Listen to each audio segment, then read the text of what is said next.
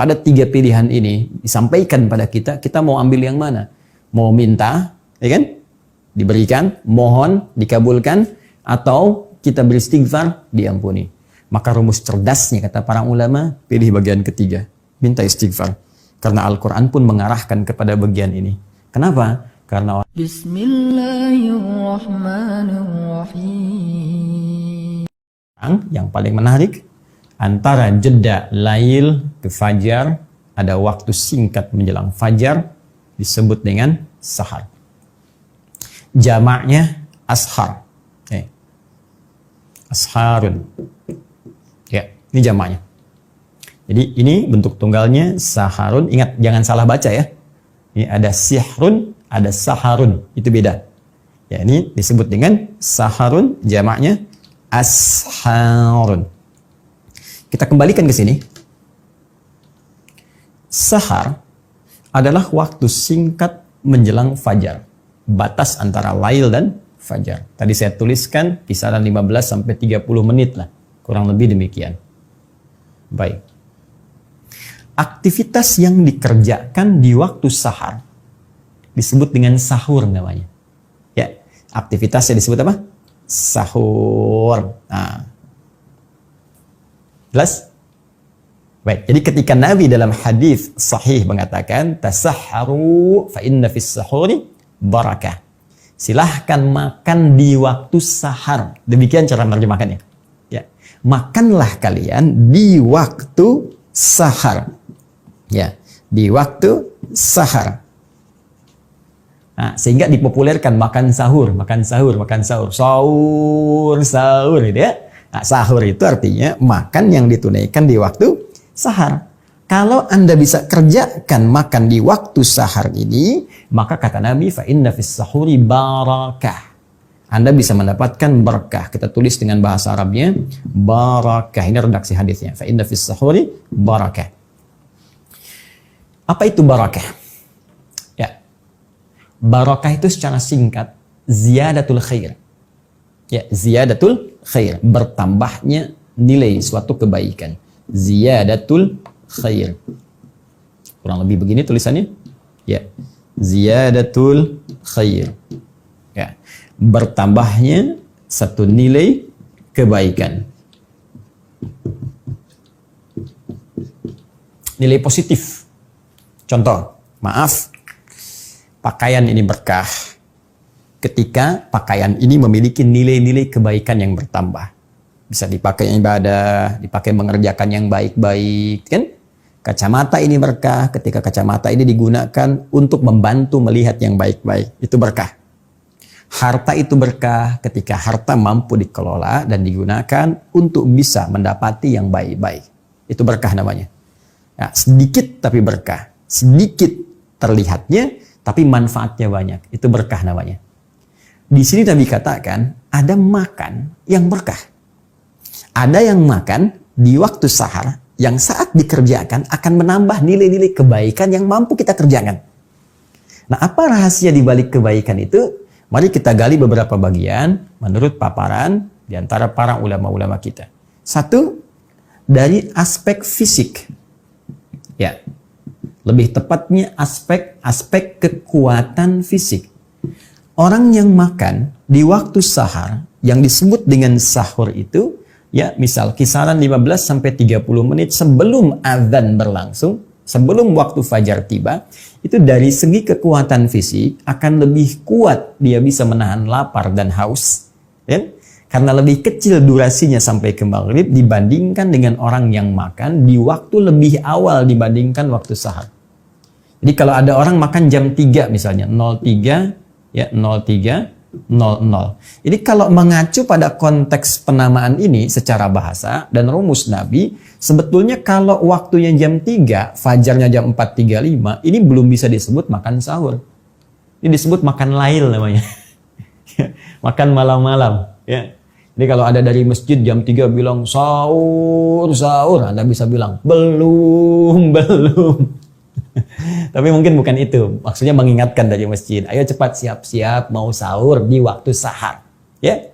Nah, kita hitung sekarang. Anda makan jam 3. Maghrib misalnya sekarang jam 17.50. Tuh. Berapa jam bisa menahan lapar ke sini? Kan? 14 jam 50 menit. Kalau kita mau fair kemudian tinggal dikurangi saja. Cukup lama kita tahan. Tapi kalau Anda jadikan jam 3, makan jam 4 misalnya. Naik 1 jam. Atau 4:10 misalnya. Anda tinggal kurangi saja. Maka durasi untuk menahan lapar itu dan durasi untuk mengumpulkan tenaga dalam tubuh kita itu semakin pendek waktunya berbanding dengan terbalik semakin kuat tenaga kita karena aktivitas yang kita tempuh disuplai dengan tenaga yang cukup dengan waktu yang cukup singkat dibanding sebelumnya. Maka energi itu yang bisa kita gunakan untuk banyak beribadah. Baca Qurannya enak, zikirnya enak, risetnya enak, kan? Beraktivitasnya enak.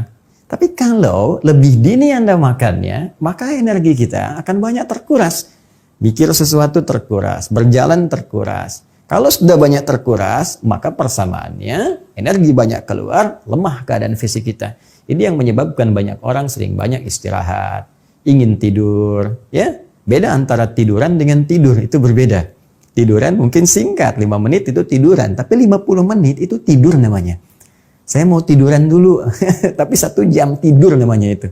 Jelas ya? Nah ini yang ingin saya tekankan. Satu ini. Yang kedua teman-teman, keberkahannya, nilai kebaikannya ada pada satu rahasia besar.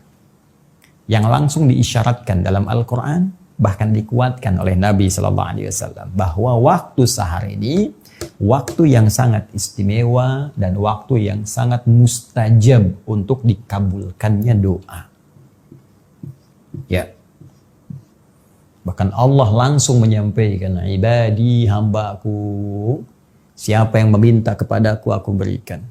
Siapa yang bermohon aku kabulkan. Man istaghfara liya, siapa yang istighfar minta ampun kepadaku. Ghafartulah, aku ampuni semua dosa-dosanya. Maka tidak ada yang paling indah ketika Anda makan misalnya. Ya, Anda makan jam 4, 15 menit cukuplah paling lama. Jangan banyak ngobrol-ngobrol. Waktu sahur bukan untuk diskusi. Ya kan? Anda selesaikan makannya 15 menit, ada sisa 15 menit sebelum fajar. Anda bisa perbanyak doa kepada Allah Subhanahu wa taala. Duduk bersama keluarga. Ajak sama-sama. Minta sama Allah. Mau minta apa? Ya Allah, angkat wabah yang tengah kami hadapi saat ini. Ampuni dosa-dosa kami jikalau kami banyak salah. Yang dengan kesalahan itu banyak ujian yang sulit kami hadapi saat ini. Walaupun kami mampu ya Allah, dengan keyakinan kami bahwa Engkau tidak mungkin menurunkan ujian kalau kami tidak mampu mengatasinya. Minta. Ya Allah, kami mohon jadikan keluarga kami keluarga penghafal Al-Quran. Ya Allah, jadikan kemudahan bagi ayahanda untuk mencari rezeki. Berikan kesabaran pada keluarga ketika diuji dengan persoalan-persoalan yang tengah kami hadapi. Minta. Itu waktu yang paling indah. Nah, jika ada satu tawaran 15 menit atau kurang dari itu, kemudian Anda diberikan kesempatan memohon dan saat itu akan dikabulkan. Kira-kira Anda mau minta apa? Waktunya hanya 15 menit atau kurang daripada itu. Anda silahkan minta. Apapun yang Anda minta akan dikabulkan. Ini mirip, Anda diberi waktu 15 menit, kasih uang nih. 10 miliar. Mau beli apa aja silahkan. Hah? Saya yakin semua akan sibuk ingin mencari ini, mencari itu. Ada yang pengen minta dunia, pengen minta ini, minta akhirat, minta surga. Tapi ada satu yang diajarkan oleh Al-Quran. Jika Anda mampu mengamalkan ini, maka kedahsyatan akan Allah turunkan dengan memberikan semua apa yang Anda butuhkan, sekaligus mengampuni dosa-dosa yang pernah Anda kerjakan. Keberkahan itu, kebaikan itu bisa ditemukan rumusnya di Quran, surah ke-51 Adz-Dzariyat ayat 18. Di sini langsung Allah sampaikan wabil ashari hum yastaghfirun. Wabil ashari, dan saat tiba waktu-waktu sahar itu. Ashar tadi saya sampaikan jama' dari kata sahar. Kenapa Allah ingin sebutkan ashar? Seakan-akan Allah ingin berikan kesempatan, kalau sahar hari ini nggak dapat, besok dapat. Besok nggak dapat, besoknya lagi dapat. Demikian saya bentangkan, kata Allah, banyak setiap hari sebelum datang fajar kesempatan untuk Anda lakukan. Dengan amalan yang Anda kerjakan pada saat itu, anugerah bisa diberikan begitu melimpah. Apa diantaranya? Hum yastaghfirun. Kata Allah, mereka banyak istighfar. Istighfar, istighfar, istighfar. Allahu Akbar. Jadi kalau tadi hadis kuncinya mengatakan mau minta dikabulkan, ya, mau mohon diberikan. Tapi kalau ada istighfar langsung diampuni. Kalau ada 3 pilihan ini disampaikan pada kita, kita mau ambil yang mana? Mau minta, ya kan? Diberikan, mohon dikabulkan, atau kita beristighfar diampuni. Maka rumus cerdasnya kata para ulama, pilih bagian ketiga, minta istighfar.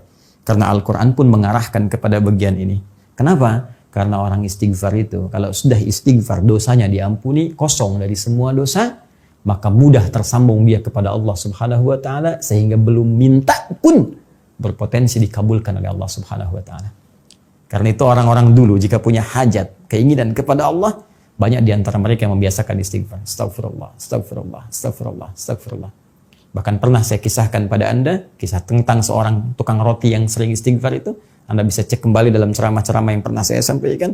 Dengan rajinnya istighfar, dia katakan, tidak pernah ada doa yang saya mohonkan kepada Allah, kecuali selalu dikabulkan oleh Allah Subhanahu wa Ta'ala. Karena itulah, orang ahli istighfar, dosanya cepat diampuni oleh Allah, terjaga dari semua kesalahan dan dosa. Allah menjaganya dengan cara yang baik tentunya.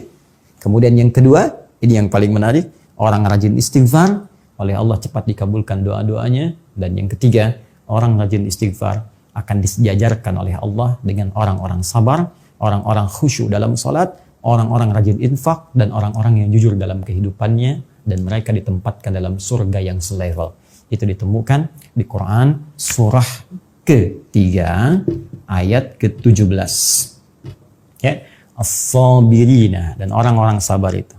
As-sadiqina, orang-orang jujur itu. Ya, kalimatnya perhatikan, as-sabirina, was-sadiqina, wal-qanitina, dan orang-orang yang khusyuk dalam salatnya itu. Wal-munfiqina, dan orang-orang yang rajin infak, dermawan. Masya Allah, orang sabar, orang jujur, orang khusyuk dalam ibadah salatnya, orang dermawan. Yang kelima, wal-mustaghfirina bil ashar, dan orang yang rajin istighfar ketika waktu sahar itu tiba. Jika ada tawaran diberikan kepada Anda, bukan sekedar makan, doa dikabulkan, dosa-dosa kemudian diampuni, dijaga oleh Allah. Tapi penjagaan ini bukan maksum. Kalau maksum sifatnya Nabi SAW. Ya, para Nabi maksum. Tidak mungkin berbuat salah karena ada penjagaan Allah. Kalau kita diampuni dosa, oleh Allah diarahkan untuk berbuat nilai-nilai kebaikan. Ada penjagaan dari Allah Subhanahu wa Ta'ala. Ada malaikat yang ditempatkan oleh Allah untuk mengawasi tindakan kita, membisikkan kalau ada kesalahan-kesalahan mungkin berpotensi kita kerjakan. Dan yang terakhir, dikumpulkan oleh Allah di surga bersama 4 golongan terbaik. Kalau tiap menjelang subuh Allah tawarkan dan belum Anda ambil juga karena sibuk dengan makanan, maka berapa kali sahur lagi mesti Allah tawarkan kepada kita untuk memberikan semua keistimewaan tadi.